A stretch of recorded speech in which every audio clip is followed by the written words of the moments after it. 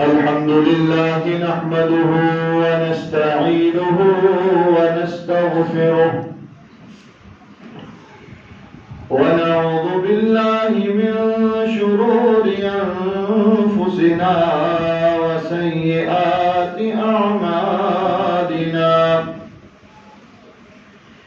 من يهده الله فلا مضل له ومن يضلله فلا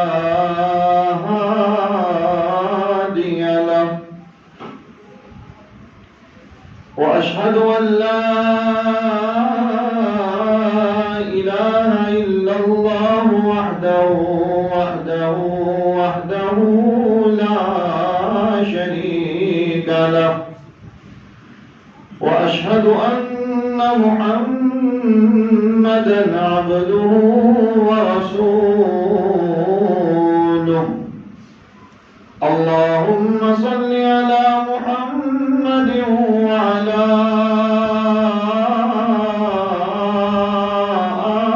آل محمد كما صليت على إبراهيم وعلى آل إبراهيم إنك حميد مجيد اللهم بارك على محمد وعلى آل محمد كما باركت على إبراهيم وعلى آل إبراهيم إنك حميد مجيد أما بعد فإن خير الحديث كتاب الله وخير الهدي هدي محمد صلى الله عليه وسلم وشر الأمور محدثاتها وكل محدثة بدعة وكل بدعة ضلالة وكل ضلالة في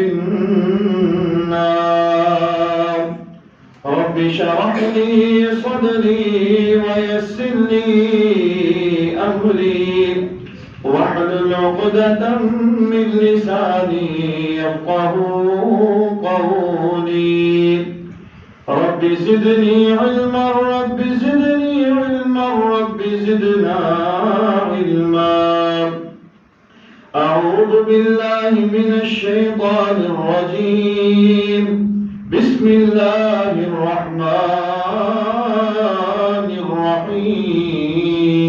الرحيم واتل عليهم نبأ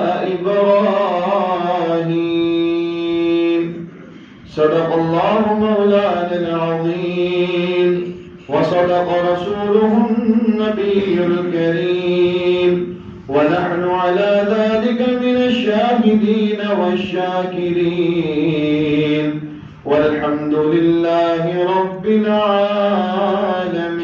العالمين حمد و ثنا تعریف تمجید تقدیس اللہ رب العزت کے لیے جو کائنات کا پالنے والا ہے خالق ہے مالک ہے رازق ہے داتا ہے گنج بخش ہے لجپال ہے غریب نواز ہے غوث اعظم ہے علی کل شیء قدیر ہے درود و سلام آقائے دو جہاں امام الانبیاء خطیب الانبیاء امام اعظم پیر اعظم رہبر اعظم مرشد اعظم امام کائنات نبی التوبہ نبی الرحمہ بشیر نذیر سراج منیر صلی اللہ علیہ وسلم کی ذات اقدس پر ہوں باری تعالیٰ سے دعا ہے کہ اللہ تعالیٰ ہمارا یہاں پر آنا بیٹھنا سننا سنانا اللہ تعالیٰ اپنی بارگاہ کے اندر منظور و مقبول فرمائے اور ہم سب کا ذریعہ نجات کا سبب بنے اللہ ہم سب کو بار بار اپنے گھر کی زیارت نصیب فرمائے۔ پچھلے جمعے آپ احباب کے سامنے سیدنا ابراہیم علیہ السلام کے حوالے سے چند باتیں پیش کی گئی تھیں کہ ابراہیم علیہ السلام کا نام کیا تھا، آپ کے والد کا نام کیا تھا، آپ کی والدہ کا نام کیا تھا، آپ کہاں پیدا ہوئے۔ جب بڑے ہوئے تو آپ نے دعوت و تبلیغ کا سلسلہ شروع کیا، اپنے باپ کو دعوت دی، قوم کو دعوت دی، حاکم وقت کو دعوت دی، لیکن سب نے انکار کر دیا، کسی نے بھی آپ کی بات کو مانا نہیں مانا۔ آزم نے بھی انکار کیا، نمرود نے بھی انکار کیا، قوم والوں نے بھی انکار کیا۔ آگ میں ڈالا گیا، آگ سے جب اللہ کے حکم سے باہر آئے، پھر آپ نے قوم کو توحید کی دعوت دی۔ جب ہر کوشش کر لی، قوم والے باز نہ آئے، تو پھر میرے اللہ نے ان کو ہجرت کا حکم دیا۔ انی ذاہب الی ربی سیہدین، ابراہیم علیہ السلام کہنے لگے کہ میں تو اپنے رب کی طرف جانے والا ہوں، جو مجھے راستہ دکھائے گا، جو مجھے بتلائے گا، جہاں میرا اللہ مجھے لے جائے گا میں وہاں چلا جاؤں گا۔ بخاری کی روایت ہے، قیامت کا دن ہوگا، ابراہیم علیہ السلام بھی موجود ہوں گے اور ان کا باپ آزر جو ہے وہ بھی موجود ہوگا۔ ابراہیم علیہ السلام کیا دیکھتے ہیں کہ وہ آزر میرا باپ جو ہے ان کا چہرہ سیاہ ہوا ہے اور ان کے چہرے پر گرد ہوئی، بہت زیادہ گرد ان کے چہرے کے اوپر ہے اور سیاہ چہرہ۔ ابراہیم علیہ السلام کہیں گے ابا جان، میں آپ کو دنیا میں کہتا تھا کہ میری بات مان لو، میری اطاعت کر لو، میرا پیغام سن لو، اس کے مطابق زندگی بسر کرو۔ تو وہ باپ کہے گا کہ بیٹا آج میں تیری بات مانوں گا، آج جو تو کہے گا میں وہی کروں گا، آج جو مجھے تو کہے گا میں اسی کو کروں گا۔ ابراہیم علیہ السلام کہیں گے اللہ تو نے مجھ سے وعدہ کیا تھا، وعدہ یہ تھا کہ ابراہیم میں تجھے رسوا نہیں کروں گا، میں رسوا نہیں کروں گا۔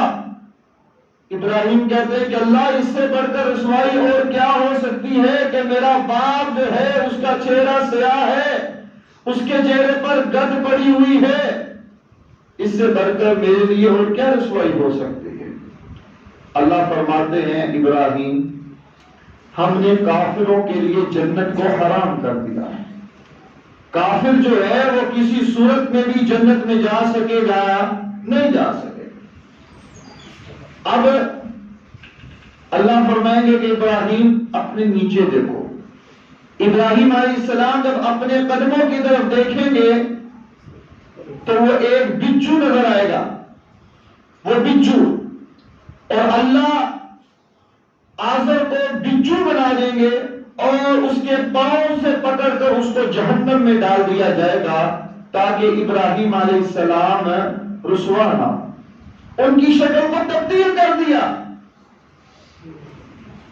جب بعد میں نصیحت کی، ہجرت کر لی، ہجرت دریائے فرات کے کنارے سے آتے آتے آتے آتے آپ حران پہنچے، وہاں قوم کو دعوت و تبلیغ کی، لیکن حران والے جو تھے انہوں نے بھی آپ کو مانا نہیں مانا۔ ابراہیم علیہ السلام کے ساتھ کون کون تھا؟ آپ کی بیوی سیدہ سارہ علیہ السلام اور ایک آپ کا بھتیجا جس کا نام لوط تھا، وہ آپ کے ساتھ تھا۔ جب حران والوں نے بھی آپ کی بات کو نہ مانا، پھر آپ وہاں سے نکلے، شام کی طرف پہنچنے کے لیے آپ نے سفر شروع کیا اور فلسطین کی سرزمین پر پہنچے۔ وہاں جب آپ رکے تو آپ نے گزر بسر کرنے کے لیے ابراہیم علیہ السلام نے بکریوں کو رکھا، اللہ نے اس میں برکت ڈالی اور بکریاں جو تھیں وہ زیادہ ہو گئیں۔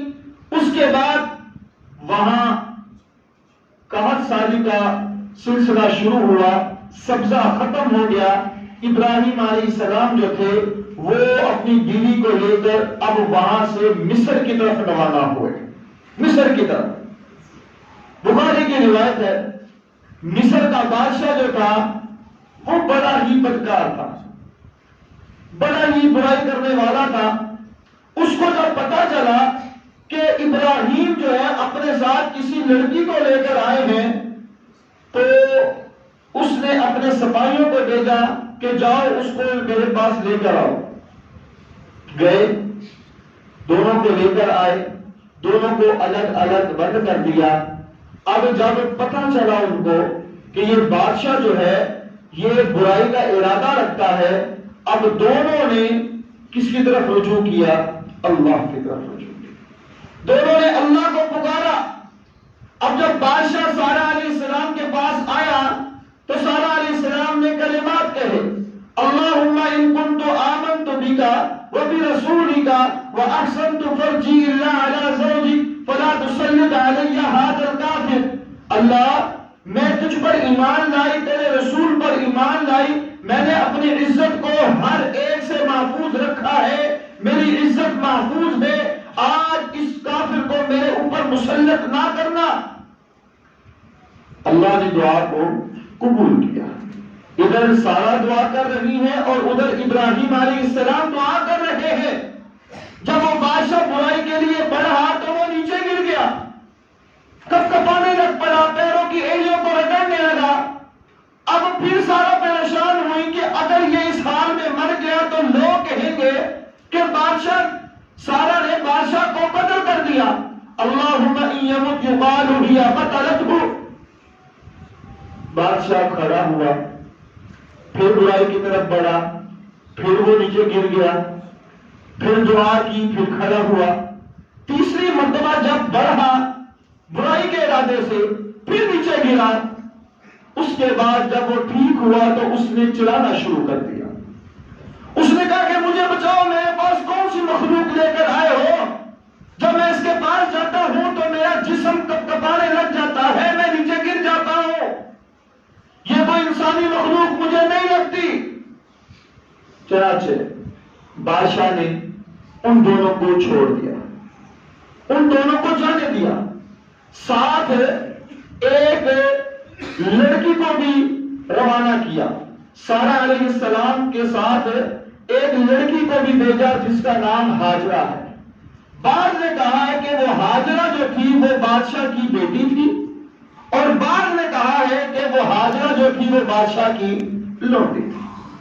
جب مصر میں یہ واقعہ پیدا ہوا، اب ابراہیم علیہ السلام جو ہے وہ دوبارہ فلسطین آ گئے، دوبارہ فلسطین آ گئے، اور عمر بڑھتی جا رہی ہے۔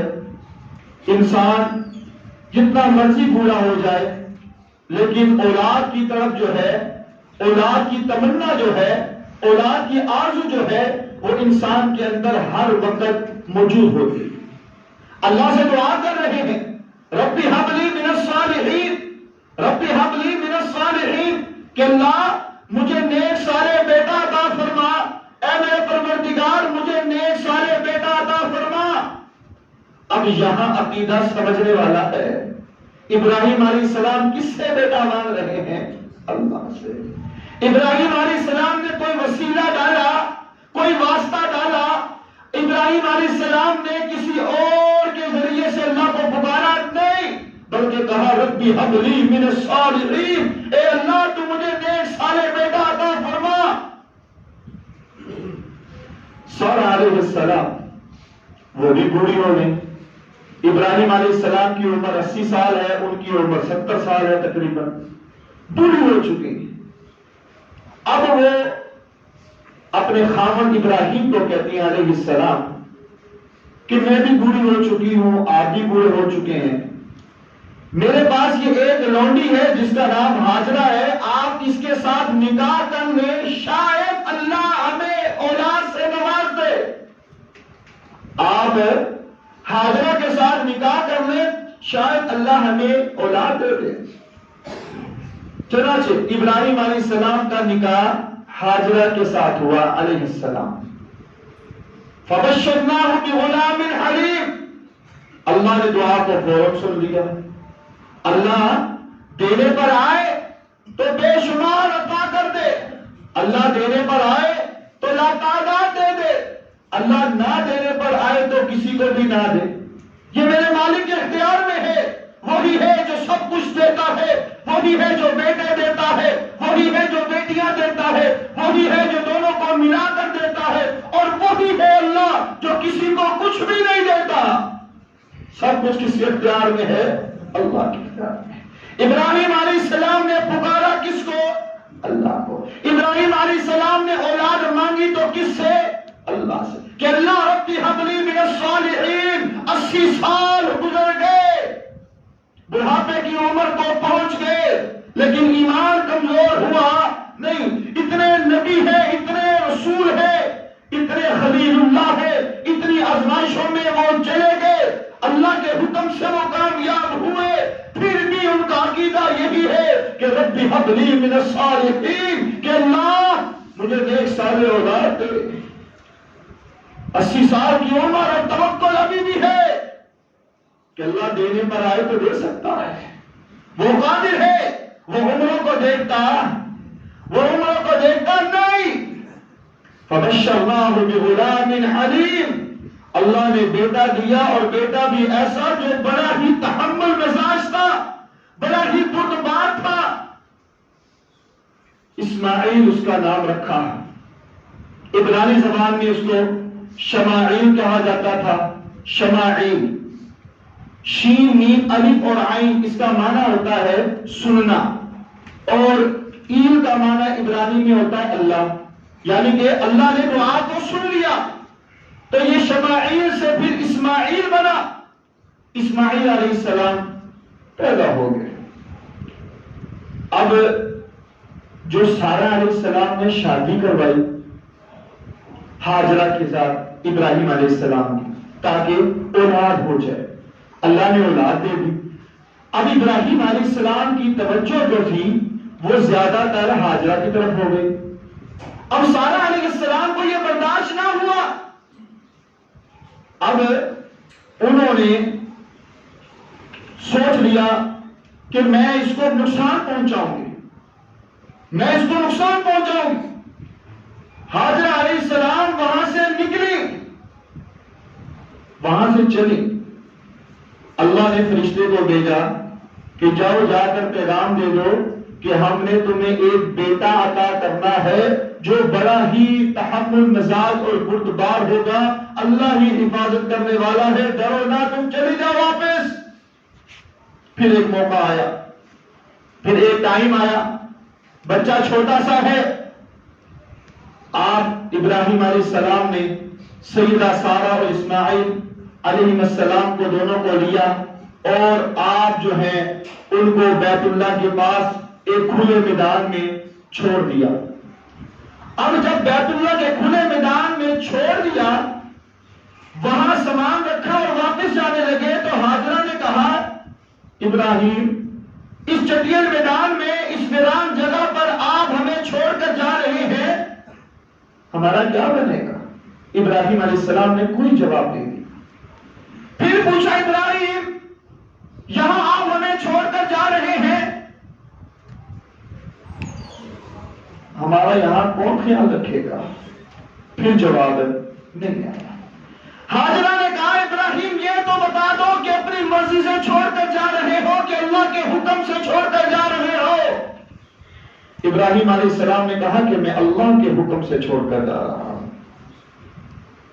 ہاجرہ علیہ السلام کہنے لگی اگر یہ بات ہے تو پھر اللہ ہمیں ضائع نہیں کرے گا، اللہ ہمیں ضائع نہیں کرے گا۔ یہ توکل ہونا چاہیے کہ جس کے ساتھ اللہ ہو اس کو کسی اور کی پرواہ نہیں ہو، جس کو اللہ پر بھروسہ ہو، جس انسان کو پھر انسان کسی اور کی طرف دیکھتا نہیں۔ اللہ کا حکم ہے، بس بات ختم ہے۔ دنیا جاتی ہے تو چلی جائے، رشتہ دار ناراض ہوتے ہیں تو ہو جائے، خاندان جاتا ہے تو چلا جائے، لیکن اللہ کے حکم کی مخالفت نہیں ہونی چاہیے۔ آج ہم فوقیت دیتے ہیں خاندان کی رضامندی کو. آج ہم دیکھتے ہیں کہ ہمارے رشتے دار نہ چھوٹے، اللہ کی مخالفت ہوتی ہے تو ہو جائے. بعض و بد نصیب ایسا بھی کہتے ہیں کہ کوئی نہیں، اللہ کو پھر منا لیں گے. بات تو یہ بھی کہتے ہیں اللہ بڑا غفور و رحیم ہے، ٹھیک ہے پھر منا لیں گے. یہ بات قطعاً درست ہے نہیں ہے. چھوڑ دیا، چلے گئے. اب ابراہیم علیہ السلام جب جا رہے ہیں تو سنیہ ایک پہاڑی ہے، وہاں پر کھڑے ہو کر بیت اللہ کی طرف منہ کر کے ایک دعا کی. ربنا انی اسکنت من ذریتی بواد غیر ذی زرع عند بیتک المحرم ربنا لیقیموا الصلاة فاجعل أفئدة من الناس تهوی الیہم وارزقهم من الثمرات لعلهم یشکرون.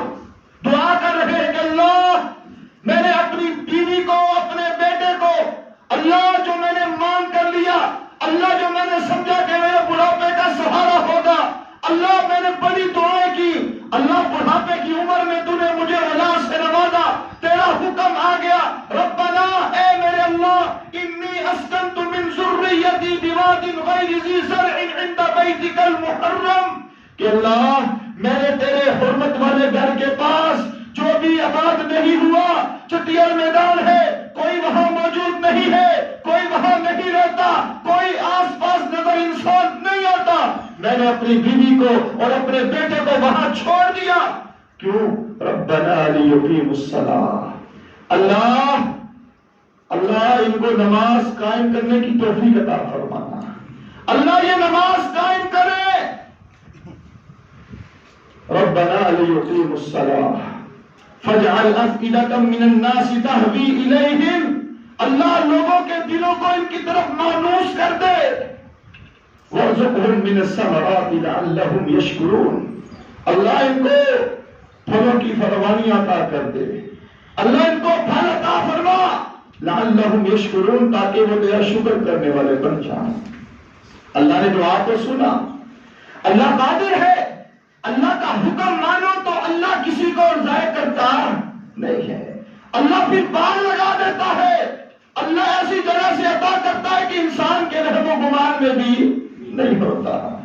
پھر وہی چٹیل میدان تھا، وہی میدان تھا جہاں کوئی بستان نہیں تھا.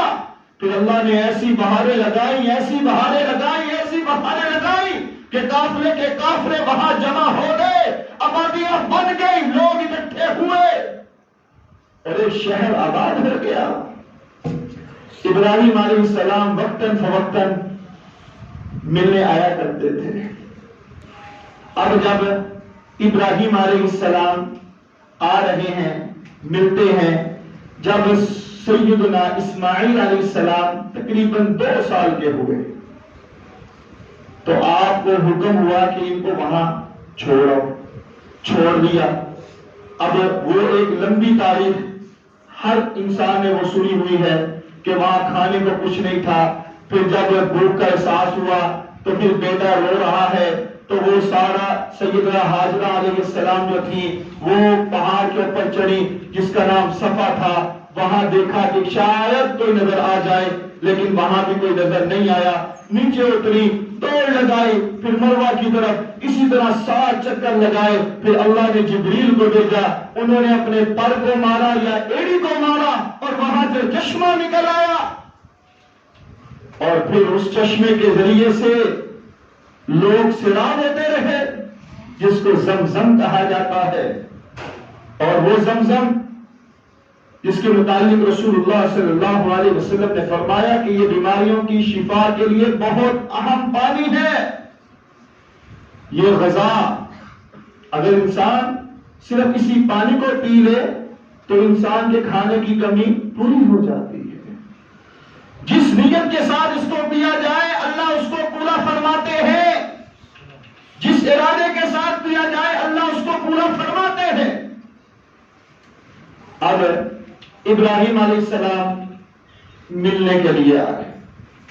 سیدنا اسماعیل علیہ السلام ایک اور آزمائش آ گئی، ایک اور امتحان آ گیا. آج دین ہم تک پہنچا بغیر کسی قربانی کے. ہم میں سے تقریباً 90 سے زیادہ فیصد جو ہے وہ ایسے احباب ہیں جنہوں نے آج تک دین کے لیے کوئی قربانی نہیں کی. بس والدین مسلمان تھے، وہ بھی نماز پڑھتے تھے، ہم بھی پڑھ رہے ہیں. والدین بس مسلمان تھے، مسجد میں آتے تھے، ہم بھی آ رہے ہیں. ہم نے دین کے لیے کیا کیا یہ ہمیں سوچنا ہے. زندگی ہے، گزر جائے گی، گزر رہی ہے. ہم نے سوچنا ہے کہ دین کے لیے ہم نے کیا کیا. جو ذمہ داریاں ہمارے رب نے ہمارے اوپر لگائی ہیں ہم نے اس کو پورا کیا کہ نہیں کیا. تھوڑی سی پریشانی آ جائے تو ہمارا ایمان جو ہے وہ ڈولنے لگ جاتا ہے. تھوڑے سے ہم پریشان ہوں تو ہماری زبان شکوے کرتی نہیں تھکتی. ابراہیم علیہ السلام اللہ نے ایک اور امتحان لینا چاہا. فلما اسلما وتله للجبين فلما بلغ معه السعي قال يا بني اني ارى في المنام اني اذبحك فانظر ماذا ترى قال يا ابت افعل ما تؤمر ستجدني ان شاء الله من الصابرين فلما اسلما وتله للجبين وناديناه ان يا ابراهيم قد صدقت الرؤيا انا كذلك نجزي المحسنين. قرآن کیا کہہ رہا ہے؟ وہ ابراہیم فلما بلغ معه السعي، جب بیٹا اسماعیل چلنے پھرنے کے قابل ہوا، باپ کا سہارا بننے لگا، باپ کا سہارا بننے کا ہوا. فلما بلغ معه السعي قال يا بني اني ارى في المنام، باپ کہتا بیٹا میں نے خواب دیکھا ہے، خواب دیکھا ہے. انی اذبحك فانظر ماذا ترى، کہ میں تجھے ذبح کر رہا ہوں. فانظر ماذا ترى، تیرا کیا خیال ہے، تیرا کیا خیال ہے. اب اولاد اگر اچھی تربیت ہو، حلال کا لقمہ کھلایا ہو تو پھر اولاد جو ہے وہ اپنے والدین کے ساتھ بے وفائی نہیں کرتی. قال یا ابت افعل ما تؤمر ستجدنی ان شاء اللہ من الصابرین. ابا جان جو حکم آپ کو ملا ہے آپ اس کو کر گزریے، آپ مجھے صبر کرنے والوں میں سے پائیں گے. فلما اسلما وتله للجبین، ابراہیم علیہ السلام نے بیٹے کو لٹا لیا. اس حوالے سے بڑی تاریخ میں باتیں مشہور ہیں کہ کس طرح لٹایا، ہاتھ باندھ دیے، پاؤں باندھ دیے، لمبی بات مختصر. فلما اسلما وتله للجبین، پیشانی کے بل لٹا دیا. ونادیناہ ان یا ابراہیم، ابراہیم علیہ السلام چھری چلانے ہی لگے تھے کہ اللہ کی طرف سے آواز آئی ونادیناہ ان یا ابراہیم قد صدقت الرؤیا. اے ابراہیم تو نے خواب کو سچا کر دکھایا، تو پاس ہو گیا. قد صدقت الرؤیا انا كذلك نجزي المحسنين. اللہ نے پھر ایک مینڈا بھیجا، اللہ نے ایک جانور بھیجا اور پھر اس کو ذبح کیا گیا. اور قیامت تک میرے اللہ نے اس حکم کو نافذ کر دیا کہ ہر صاحب استطاعت انسان جو استطاعت رکھتا ہو وہ قربانی لازمی کرے. قد صدقت الرؤیا انا كذلك نجزي المحسنين. قربانی یہ مانگتی ہے کہ انسان جس چیز کو پسند کرتا ہے اگر اللہ اس کو مانگ رہا ہے، اگر اللہ کا دین، شریعت، اسلام، دین، قرآن، حدیث، نبی علیہ السلام کا فرمان اس چیز کی مانگ رہی ہے تو پھر ہمیں اس کو دے دینا چاہیے. یہ نہیں کہ جسے ہم پسند کرتے ہیں اگر وہ جا رہی ہے دین کے مقابلے میں تو پھر ہم تعویلیں شروع کر لیں. نہیں، بلکہ دین کو فوقیت دینی چاہیے، دین کو اہمیت دینی چاہیے. قد صدقت الرؤیا انا كذلك نجزي المحسنين. وہ باپ ہی ہوتا ہے لیکن ساری زندگی دعائیں مانگی اور دعائیں مانتے مانتے 80 سال گزر گئے. 80 سال کی عمر میں، 86 سال کی عمر میں جب اللہ نے دعا کو سنا اور اولاد سے نوازا، اب اللہ کہہ رہا ہے اس کو ذبح کرو. ابراہیم تو نہیں جانتے تھے کہ بعد میں کیا ہونے والا ہے، ابراہیم کو تو نہیں پتا تھا کہ بعد میں کیا ہوگا، لیکن اللہ کا حکم آیا، مان لیا. بعد میں کیا ہوگا کوئی پرواہ نہیں، لیکن جب اللہ کے حکم کو جب انسان مانتا ہے پھر اللہ اس کو ضائع کرتا نہیں کرتا۔ توکل علی اللہ، حسبنا اللہ ونعم الوکیل، نعم المولا ونعم النصیر۔ جب انسان اللہ کا ہو جاتا ہے پھر اللہ اس انسان کا نگہبان بن جاتا ہے۔ فلما اسلم وتلہ للجبین، یہ آسان کام نہیں ہے۔ اولاد کو اپنے ہاتھوں سے لٹانا اور اس کی گردن کے اوپر چھری چلانا، یہ ہر قسم کے انسان کے بس کی بات نہیں ہے۔ آج اگر یہ ہوتا کہ ہر انسان اپنی اولاد کو ذبح کرتا تو پھر کیا ہوتا؟ آج ضرورت اس بات کی ہے کہ ہم دین پر ڈٹ جائیں، رسول اللہ صلی اللہ علیہ وسلم کے فرمان کے مطابق زندگی بسر کریں، اسی میں ہماری کامیابی ہے۔ جب یہ آزمائش پوری ہوئی تو پھر اللہ نے ایک اور بیٹے کی بشارت دے دی، وَبَشَّرْنَاهُ بِإِسْحَاقَ، پھر ہم نے ان کو اسحاق علیہ السلام اس کی خوشخبری سنا دی۔ ایک بیٹا ہاجرہ کے بطن سے، اس کا نام اسماعیل تھا علیہ السلام۔ اب جب وقت گزرتا گیا اللہ نے سارہ علیہ السلام کی دعا کو بھی سن لیا۔ وَنَبِّئْهُمْ عَنْ ضَيْفِ إِبْرَاهِيمَ إِذْ دَخَلُوا عَلَيْهِ فَقَالُوا سَلَامًا قَالَ إِنَّا مِنْكُمْ وَجِلُونَ قَالُوا لَا تَوْجَلْ إِنَّا نُبَشِّرُكَ بِغُلَامٍ عَلِيمٍ قَالَ أَبَشَّرْتُمُونِي عَلَىٰ أَن مَّسَّنِيَ الْكِبَرُ فَبِمَ تُبَشِّرُونَ قَالُوا بَشَّرْنَاكَ بِالْحَقِّ فَلَا تَكُن مِّنَ الْقَانِطِينَ قَالَ وَمَن يَقْنَطُ مِن رَّحْمَةِ رَبِّهِ إِلَّا الضَّالُّونَ۔ قرآن کیا کہہ رہا ہے کہ آپ اے محمد صلی اللہ علیہ وسلم آپ ان کو ابراہیم علیہ السلام کے مہمانوں کے متعلق بتلائیں۔ اذ دخلوا علیہ فقالوا سلاما، جب وہ دو مہمان آئے تھے تو وہ فرشتے لیکن وہ انسانی صورت میں آئے، ابراہیم علیہ السلام کے پاس آئے۔